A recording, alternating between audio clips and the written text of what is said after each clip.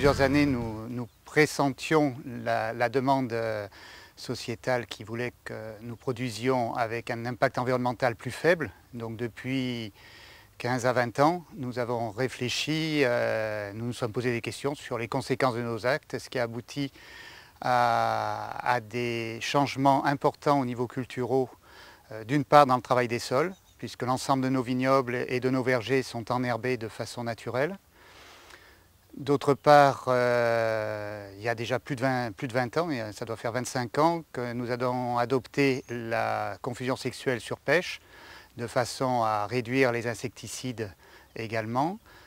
Technique que nous avons, dès qu'elle a été disponible, utilisée sur vigne et également sur pommes. Puis sur pommes, nous sommes carrément passés aux filets Halte Carpo, qui sont des filets anti-insectes qui nous permettent de supprimer totalement les insecticides après la floraison.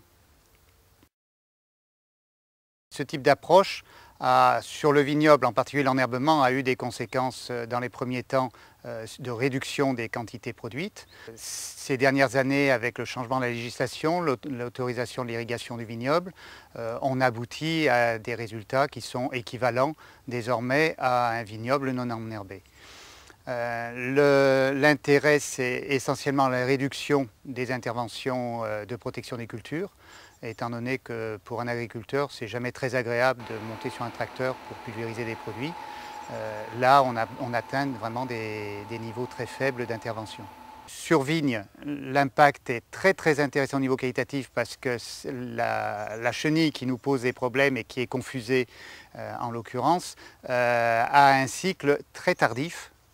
Et en particulier, les derniers vols et les dernières chenilles apparaissent à des moments où il n'y a plus de possibilité de traiter. Donc la confusion, elle, nous permet de travailler jusqu'à la récolte, même des cépages tardifs qui ont lieu mi-octobre, avec une qualité parfaite, sans blessure. Donc là aussi, sur vigne, la confusion sexuelle entraîne une qualité meilleure. Et comme il n'y a pas de morsure, on n'a pas de problème de pourriture. En vigne en particulier, nous utilisons un matériel qui nous permet qui est un matériel à flux tangentiel, qui permet de traiter uniquement la partie où le végétal est développé. Et donc, selon la hauteur du végétal, on va traiter à 25% de la dose hectare homologuée. Plus tard, ça sera à 50%. Plus tard, à 75%. Et puis, on finit quand la vigne est totalement développée à 100%. On est à peu près à moitié de l'IFT sur vigne. En arbo, au niveau pomme, on est au tiers de l'IFT. Sur les vergers, on a toujours été en enherbement. La particularité des nôtres, c'est qu'ils sont naturels, ils ne sont pas semés, ils sont donc pluri-espèces et des espèces naturelles. Donc beaucoup plus riches en faune auxiliaire et donc beaucoup plus performants au niveau agroécologique. L'impact, un bon exemple, c'est la pomme qui dans nos régions est très sensible aux acariens. Depuis 30 ans, il n'y a pas d'acaricide fait sur nos pommiers, même quand on avait des surfaces beaucoup plus importantes de pommes, puisqu'à une époque on avait plus d'une quinzaine d'hectares de vergers. La gestion de l'enherbement nous permet de gérer des auxiliaires qui maîtrisent totalement la pression des acariens. Donc ça, c'est vraiment la gestion de l'enherbement. Alors quand je parle de gestion, c'est la gestion de la tonte. La tonte doit être faite de façon tardive, doit être faite en fonction de la vie des auxiliaires, de façon à servir d'échelle aux auxiliaires pour grimper dans les arbres au moment où on a besoin d'eux.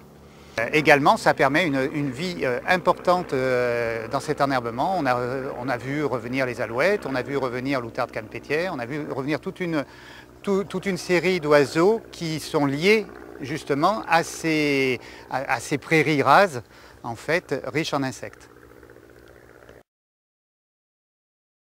On a des parcelles de 4-6 hectares d'un seul tenant, mais toujours entourées de corridors végétaux qui vont être soit des bandes enherbées, qui vont être des haies, qui vont être des terres en voie de reconversion, c'est-à-dire des anciennes vignes qu'on laisse pendant 7-8 ans en herbe de façon à ce qu'elles se reposent et pour pouvoir refaire une vigne par-dessus. Et cela permet de diminuer la pression des parasites, puisqu'on coupe les parcelles de culture et donc c'est beaucoup plus facile pour la faune auxiliaire d'être présente aux alentours que si on travaillait sur des parcelles beaucoup plus importantes.